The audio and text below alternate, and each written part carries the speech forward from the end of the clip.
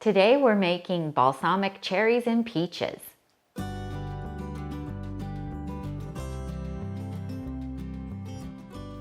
Hi everyone, I'm Tammy from the blog Nutmeg Notebook, where I share whole food, plant-based, oil-free recipes. If you don't follow me on the blog, please pop over there after the video and subscribe. I have hundreds of recipes on there that I have yet to make YouTube videos of, so I'd love you to join me, as well as on Facebook and Instagram under Nutmeg Notebook.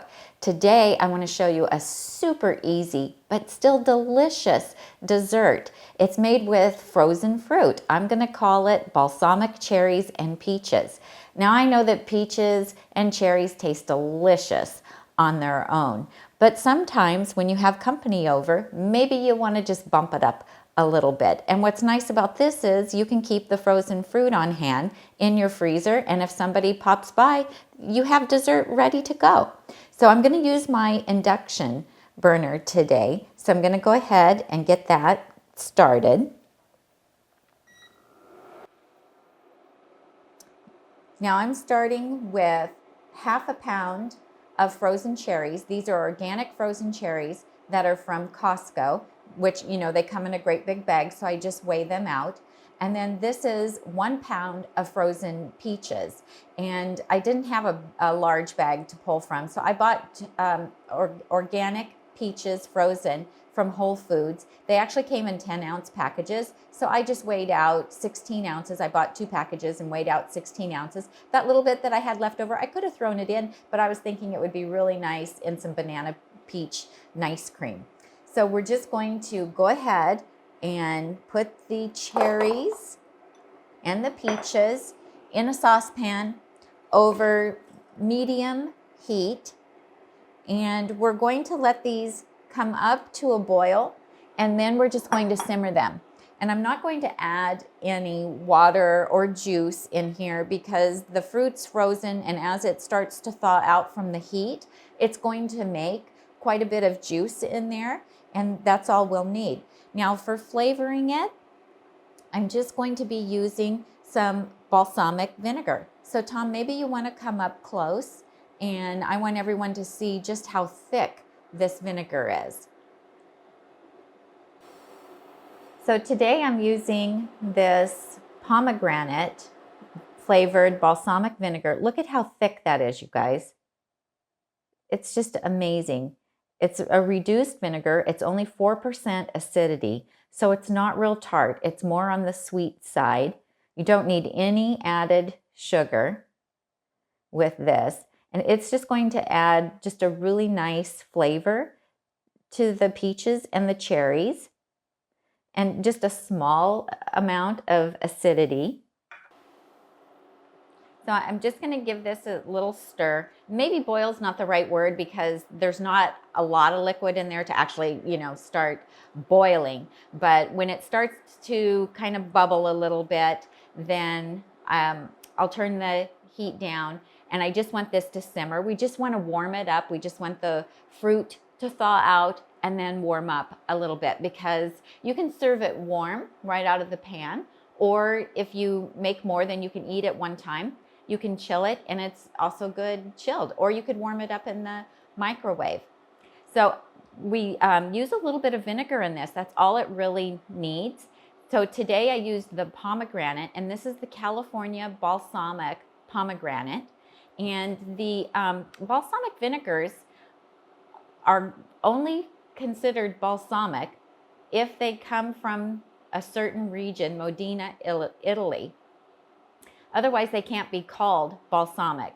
So Thomas from California Balsamic orders his balsamic vinegar from Modena, Italy. It's made with very high-grade grapes. And then he takes it and flavors them with lots of different things.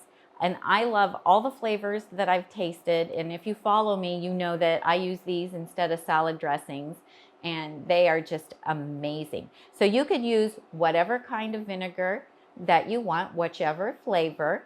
The fig would be good. This is the apricot. We really love the apricot. If you want to use a light colored one, you could use that as well. This is lavender, and it is so delicious with everything. It's not a real strong lavender flavor, but it's really mild and just fresh. And then the lemon, we love the lemon. That's great on salads, but it would be really good in this. If you don't have the California balsamics, which you can order, he has a very reasonable flat rate shipping rate, and you get them within just a few days of ordering them. I have a blog post, and I'll post a link to that down below. And if you use my name at the checkout, you can get 2 free samples from him with any order. This is also a favorite balsamic that is probably pretty easily, readily available at most Whole Foods stores. And this is the Napa Valley Naturals Grand Reserve. It's also a 4% acidity vinegar, and it's delicious, and I use it in a lot of things as well. So we're just gonna give this a little stir, see how things are going. I'm actually gonna bump up my temperature a little bit. I think I put it down too low. I'm still getting used to cooking on an induction burner. So, and it works so much different than my gas range. We'll just get that going. Now, if you want, you can add a little bit of cinnamon, or you could add a little bit of vanilla if you want. Some freshly grated nutmeg over the top of it when you serve it is also really nice. But this is just so delicious, and just a tiny little bit of bite from that vinegar with the sweetness of the fruit is just a wonderful balance, and it looks beautiful when we dish it up. So we're almost ready to dish it. I mean, how easy is this, you guys? So Tom, do you want to come in and get a look at how this looks? Okay. So all we added to this was the 2 tablespoons of pomegranate balsamic vinegar, and you see once they thawed out and started to get warmed up, they released plenty of juices in there, and we have a nice little simmer going, and you only have to simmer it for about 5 minutes, just heating up the fruit and that little bit of juice that they've released.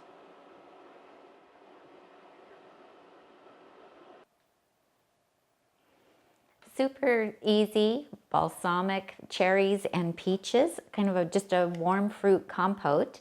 So here we have it plated, and it's nice if you have a more shallow dessert dish to put it in, because it's so pretty. And then I'm just gonna grate some fresh nutmeg over the top, and this is really all it needs. Delicious just like this, or if you want to, you could put this over some nice cream, some banana nice cream that you can make in the Vitamix with just a little bit of almond milk and frozen bananas and some vanilla, and then put this warm over the top of that. It would be delicious. So that's what we have for you today. I hope you enjoy this recipe. If you like this video, please give me a thumbs up on YouTube down underneath the video, and subscribe to my YouTube channel so you won't miss any further videos and recipes, and jump over to the blog at nutmegnotebook.com and subscribe there. Check out my recipes there. I also have a shopping page where I show you all the wonderful things that I love to use in my kitchen. So this is Tammy from Nutmeg Notebook, helping you get healthy and stay healthy, one meal at a time.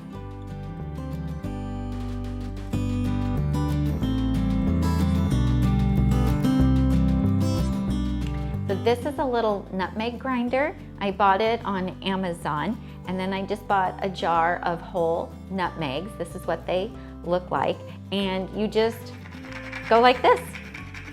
And the flavor is so much more intense and aromatic than the pre-ground that you buy in the little container. So I just keep this on hand all the time. The little nutmeg can park right inside of there, and I have a little hook for this in my pantry next to my spices. And it just adds a lot of flavor to a lot of things.